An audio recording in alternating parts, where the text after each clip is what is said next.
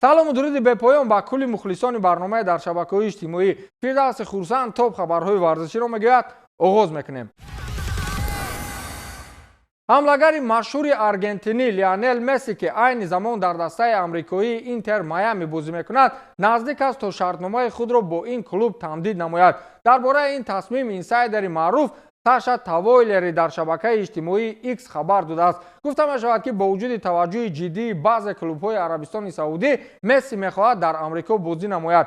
шартномаи ҳозираи ӯ бо Интер Майами то охири соли 2025 амал мекунад, вале ҷонибҳо ният доранд онро тамдид кунанд. Лионел Месси аз соли 2023 дар ҳайати Интер Майами ҳунарнамоӣ мекунад. пеш аз ин ӯ дар дастаҳои Барселона ва ПСЖ бозӣ намуда, дар онҳо ба дастовардҳои бузурге ноил гардидааст. бо Барселона Месси 10 маротиба чемпиони Испания, 7 маротиба соҳиби ҷоми Испания ва 4 маротиба ғолиби Лигаи чемпионҳои УЕФА шудааст. дар ҳайати ПСЖ бошад 2 бор қаҳрамони Фаронса гаштааст. ёдовар мешавем ки маҳз дар давраи бозӣ дар ПСЖ Месси бо тими миллии Аргентина дар соли 2022 қаҳрамони ҷаҳон гардид. барои муайян кардани беҳтарин бозингари ҷаҳон боз кадом дастовардҳояшро нагуфтам.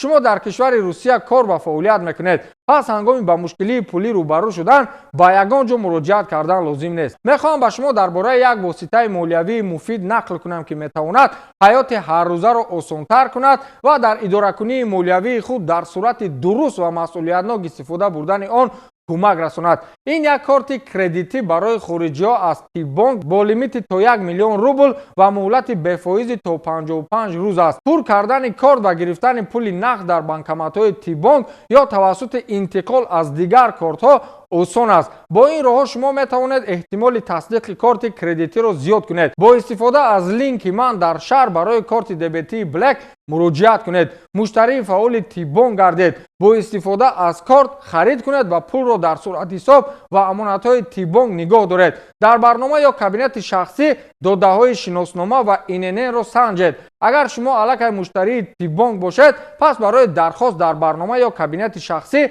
муроҷиат кунед ва бисанҷед ки корти кредитии шумо тасдиқ шудааст ё не. барои гирифтани корти дебетӣ ба шумо шаҳрвандии Русия, сабти ном ва ҳатто симкорти Русия лозим нест. кортро метавон бо шумораи телефони хориҷӣ дархост карда, онро дар Федератсияи Россия гирифт. танҳо дархост гузоред ва корт дар ҳар ҷое дар Русия барои шумо мувофиқ ройгон расонида мешавад. худи дархости корт низ комилан ройгон аст. агар шумо дар Тоҷикистон зиндагӣ мекунед, пас барои гирифтани корт ба филиалҳои бонкҳои Шарик, Матин ва ташкилоти амонатии қарздиҳии хурд Эмин Сармоя муроҷиат кунед. ба линки дар шаҳр буда биравед, корти дебетии Blackро аз Тибонк дархост кунед ва таърихи кредитии худро дар Русия оғоз намоед.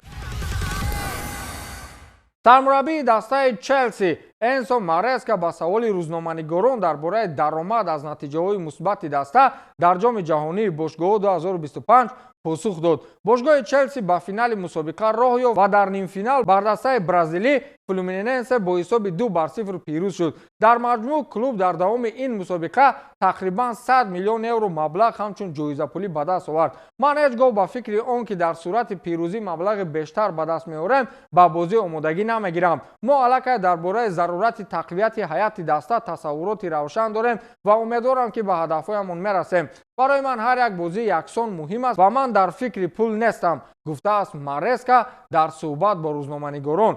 Киран Ҷил ва Бен Ҷейкобс ба онҳое ки ҳамеша мегӯянд пул барояшон муҳим нест, мегӯм роҳбари ҳамун даста бошаму 1 моҳ маошашро надиҳам.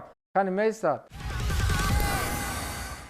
Хаби Алонсо ва ё дар умум раҳбарияти бошгоҳи Реал дар ниҳоят ҷои Родригоро дар ин даста танг карданд. то ҳадде фишораш оварданд ки бо эҳтимоли зиёд меравад.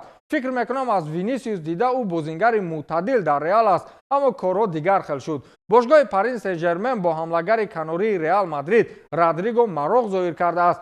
طبق اطلاع ESPN برزیل دسته شهر پاریژ علاقه با نمایندگان این فوتبالباز 24 ساله برزیلی تماس گرفته امکانیت احتمالی گزارش او را بررسی نموده است. قبلا گزارش‌های وجود داشتند که النصر نیز برای به هیئت خود جلب کردن رودریگو تلاش میکند. خود رئال مادرید آماده است پیشنهادهای ترانسفری را برای این بازیگر بررسی کند. در موسم گذشته رودریگو در 51 بازی تمام مسابقه‌ها شرکت ورزیده 14 گل زده و 10 پرتافت گل‌آور انجام داده است. یادآور می‌شویم که پس از سرمربی رئال مادرید را به دوش گرفتن خابی آلونسو Родриго дар бозиҳои ҷоми ҷаҳонии бошгоҳҳо вақти камтар барои бозӣ гирифт ва аз ҳайати асосӣ дур монд. Ин ҳам дар ҳоле аст ки Реал аз фаросӯи уқёнус Гонсало Гарсия гуфтанӣ бозингар овард ва бо эҳтимоли зиёд маҳз ӯ вақти зиёди бозӣ дар хатти ҳамлаи Реалро мегирад. Аз ин рӯ баъди номи Родриго ҳарфи J калон навишта шудааст. чанд рӯз набудем ин акаи Роналду Ҷон Дуранро аз Ал-Наср ҷавоб додааст ку ҳамлагари ҷавони колумбиягӣ Ҷон Дуран аз бошгоҳи Ал-Насри Арабистони Саудӣ ба тими Фенербахчаи Туркия гузариш кард. Тибқи иттилои расмии дастаи шаҳри Истанбул, шартномаи иҷораи футболбоз то охири мавсими 2025-26 амал хоҳад кард.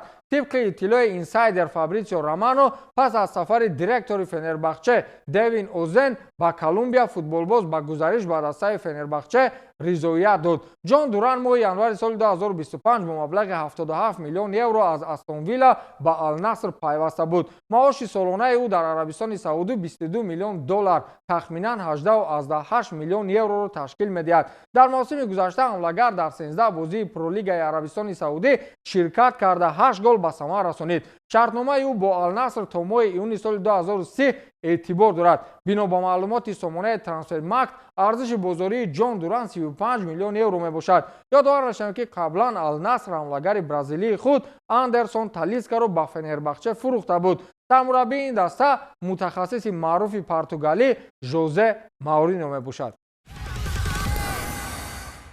дастаи Манчестер Сити ба ҷалби ҳимоятгари дастаи Фламенго Уэсли Франса таваҷҷӯҳ дорад. дар ин бора рӯзноманигор Фабрицио Романо хабар додааст. ба иттилои манбаъ бошгоҳи шаҳри Манчестер дар равзанаи тобистонаи трансферӣ дар ҷустуҷӯи бозингаре дар канори рости хатти дифоъ мебошад. Уэсли 21-сола ба ҳамаи талаботи онҳо ҷавобгоҳ аст. қаблан ба ин футболбоз дастаи Рома низ таваҷҷӯҳ зоҳир карда буд ва ҳоло кӯшиш дорад ки гуфтушунидҳоро бо Фламенго сурат бахшад. дар мавсими 2025 Уэсли дар ҳайати Фламенго 25 бозӣ анҷом дода, 1 гол зада, 2 паси головар анҷом додааст. қарордоди ӯ бо бошгоҳи бразилӣ то 31 декабри соли 2028 амалӣ мекунад.